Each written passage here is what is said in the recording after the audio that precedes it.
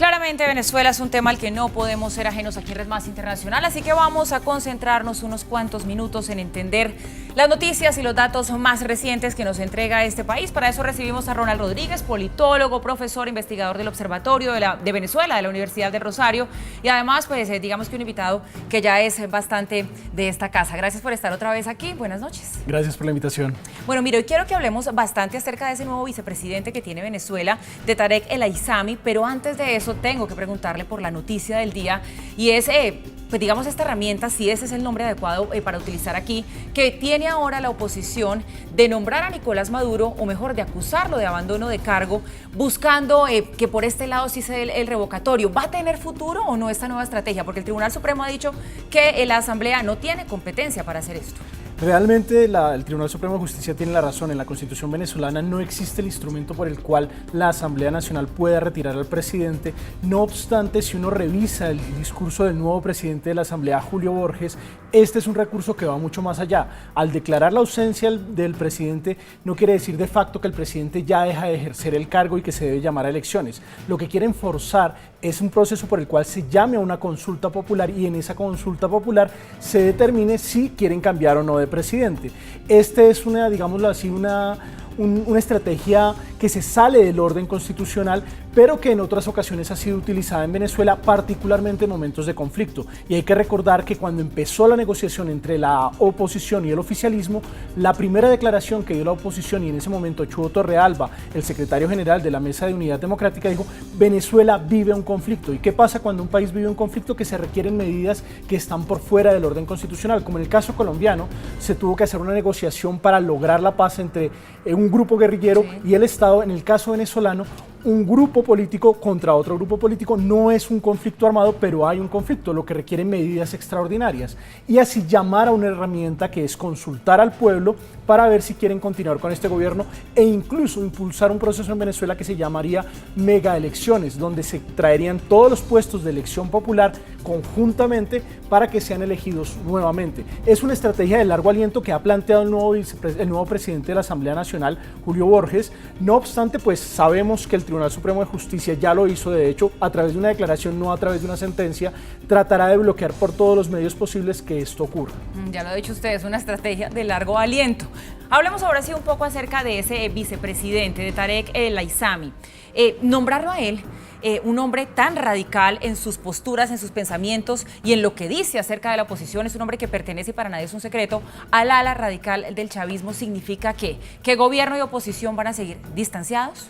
Sin lugar a dudas, recordemos que el chavismo es una cosa que surge con la muerte de Hugo Chávez. Realmente la lógica política que vivió Venezuela antes era todo en torno a Hugo Chávez y todo funcionaba en torno a Hugo Chávez, y Hugo Chávez logró atraer diferentes sectores, el sector militar, sectores socialistas, sectores comunistas, sectores de izquierdas radicales venezolanas. A pesar de que Venezuela tradicionalmente es un país de izquierda, incluso los partidos que son tradicionales en Venezuela son partidos de izquierda. Acción Democrática, COPEI, son socialdemócratas y socialcristianos, pero Chávez logró reunir en torno suyo una serie de radicalismos, y entre ellos jóvenes radicales de izquierda, entre los cuales figura Tarek El Aissami. Él tiene un temperamento bastante particular, es un temperamento confrontativo. Se cambia la lógica que teníamos con Aristóbulo Istúriz. Aristóbulo Istúriz era un tipo mediador, con una persona con la que se podía hablar. Es más, la oposición y el oficialismo en diferentes oportunidades reconocieron que él era un puente de negociación entre los dos sectores. Ahora tenemos a un radical, también para tratar de enviarle el mensaje a la oposición de: si sale el presidente, miren quién es el que queda a cargo del país. Una persona que es muchísimo más fuerte en sus creencias, casi que comunistas, porque además fue uno de los alumnos del hermano de Hugo Chávez, de Adán Chávez, que fue el que le imbuyó todas estas ideas de izquierda al propio Chávez, y dentro de una línea en el cual no son, digámoslo así, llamados a la reflexión, llamados a revisar los pasos que han dado, sino por el contrario, creen que todo hace parte de una orquestado trama internacional en contra de este supuesto objetivo ideal pero realmente cuando uno lo baja al nivel de la negociación, también puede llegar a tener algo positivo. ¿Y qué es eso positivo que puede llegar a traer Tarek El Aissami? Que Tarek El Aissami tiene que pagar unos costos si sale del gobierno. Es decir, los radicales del oficialismo saben que en el momento en que suba la oposición van a tener que negociar, porque si no su destino es la cárcel.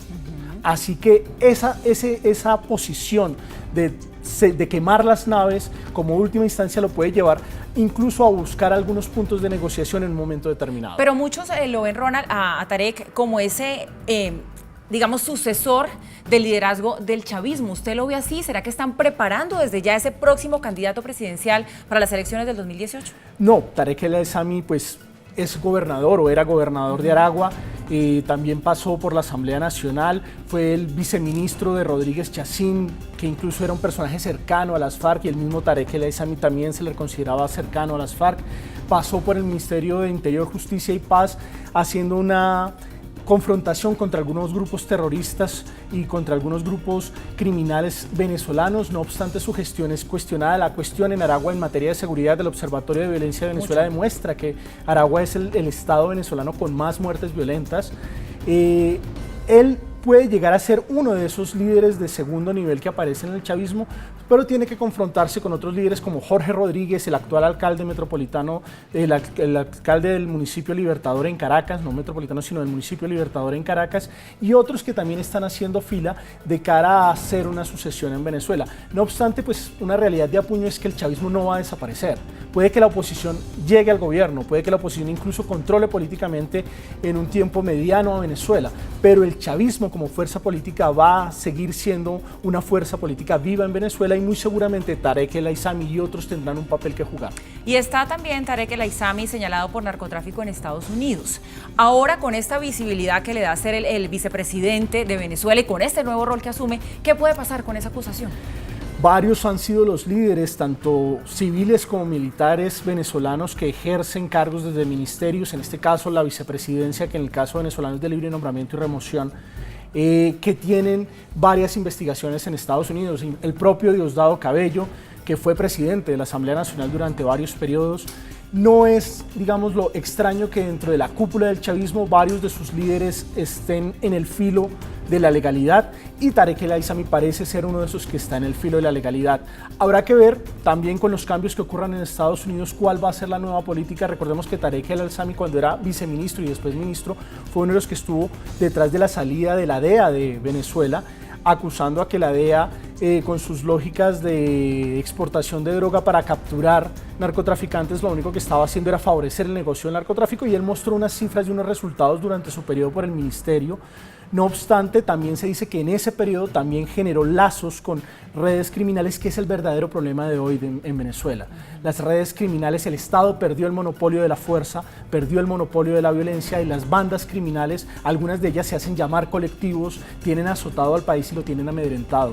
No solamente es el negocio del narcotráfico, sino incluso negocios que hoy son tan rentables como el contrabando, no solo hacia Colombia, sino también hacia otros países, y todos los tipos de ilegalidad. Es que en Venezuela las bandas criminales tienen a las personas cobrándole por el puesto en una fila de mercado. Una persona por estar en el puesto 10 tiene que pagarle a un criminal para poder estar en ese puesto, si no es quitado por la fuerza de ahí. Y ahí es donde supuestamente Tarek El Aissami, que es el vicepresidente, y ahora con este nuevo comando antigolpe debe jugar un papel supuestamente contra la criminalidad. Ese es el argumento del presidente Maduro, pero es como poner al lobo a cuidar las ovejas. Sí.